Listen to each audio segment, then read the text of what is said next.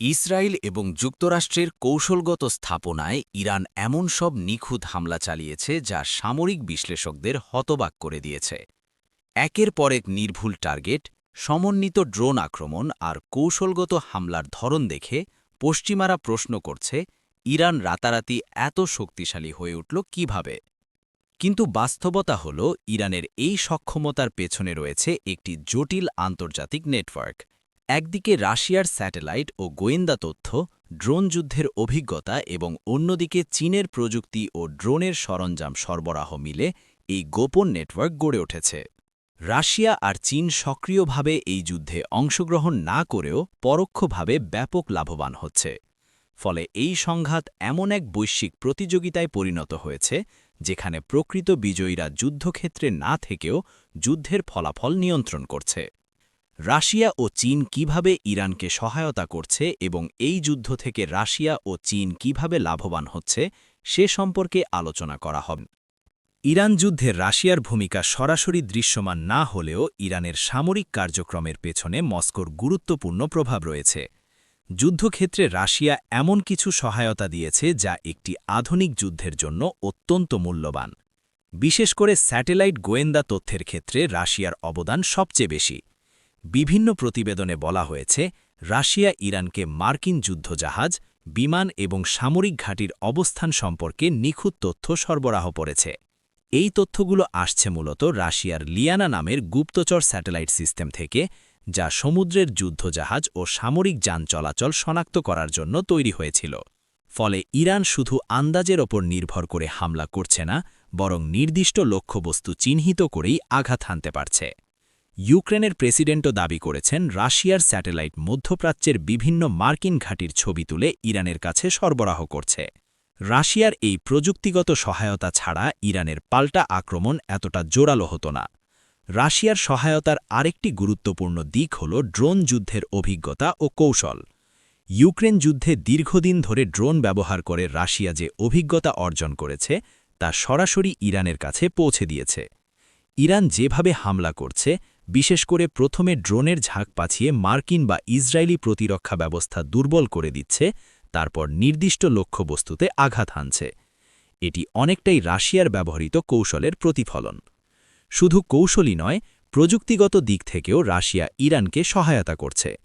শাহেদ ড্রোনগুলোকে আরও উন্নত করতে রাশিয়ার ক্যামেরা, উন্নত নেভিগেশন সিস্টেম, এমনকি অ্যান্টি জ্যামিং প্রযুক্তিও যুক্ত করা হয়েছে। ফলে ইরানের ড্রোন হামলা আগের তুলনায় অনেক বেশি কার্যকর হয়ে উঠেছে।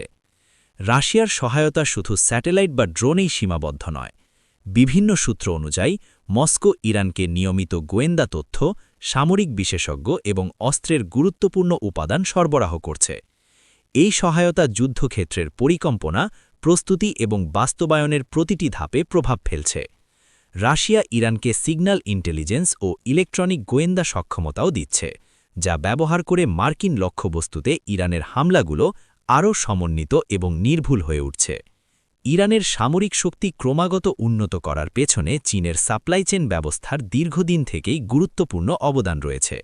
বর্তমান যুদ্ধ পরিস্থিতিতেও বাইরে থেকে দেখলে মনে হতে পারে চীন হয়তো নিরপেক্ষ অবস্থানে রয়েছে, কিন্তু বাস্তবে বেইজিং এমনভাবে অর্থনৈতিক ও প্রযুক্তিগত সহায়তা দিচ্ছে যা ইরানের যুদ্ধ ক্ষমতাকে নীরবে শক্তিশালী করে তুলছে।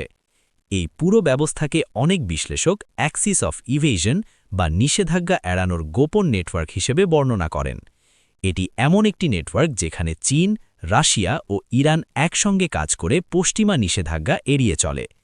চীন এই নেটওয়ার্কের সবচেয়ে গুরুত্বপূর্ণ ভূমিকা পালন করে, কারণ চীন রাশিয়া ও ইরানের কাছ থেকে তেল কিনে রাশিয়া এবং ইরানের অর্থনীতি সচল রাখে।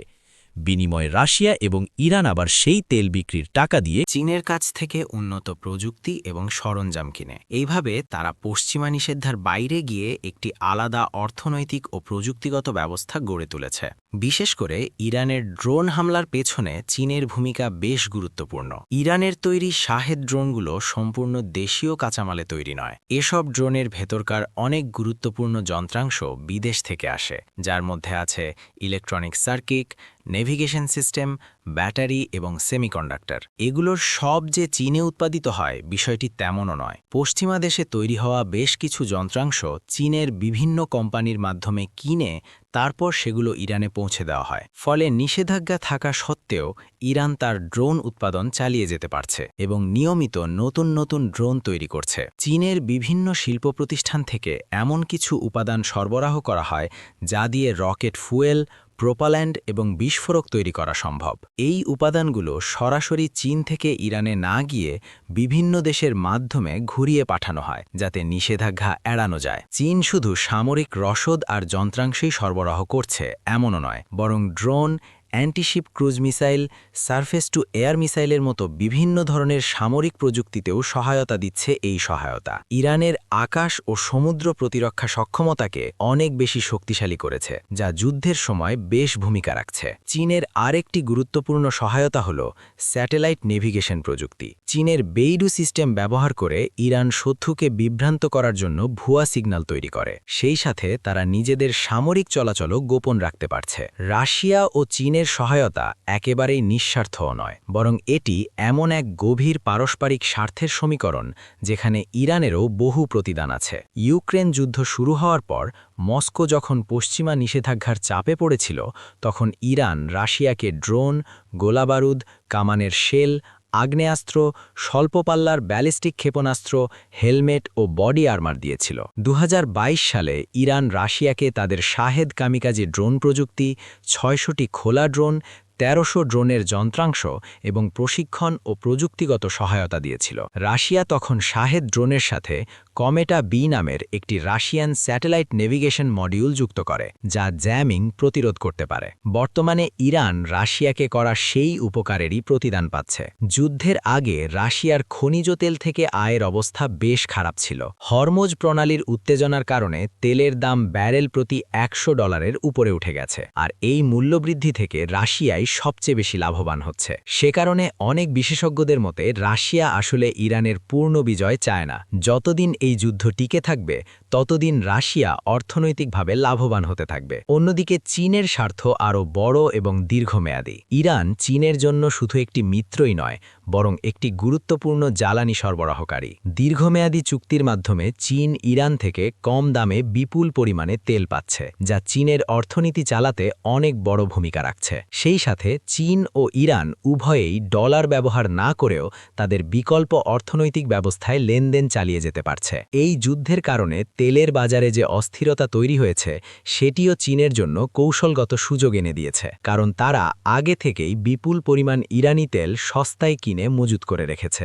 শুধু অর্থনৈতিক দিকই নয়, ভূরাজনৈতিক দিক থেকেও চীন লাভবান হচ্ছে।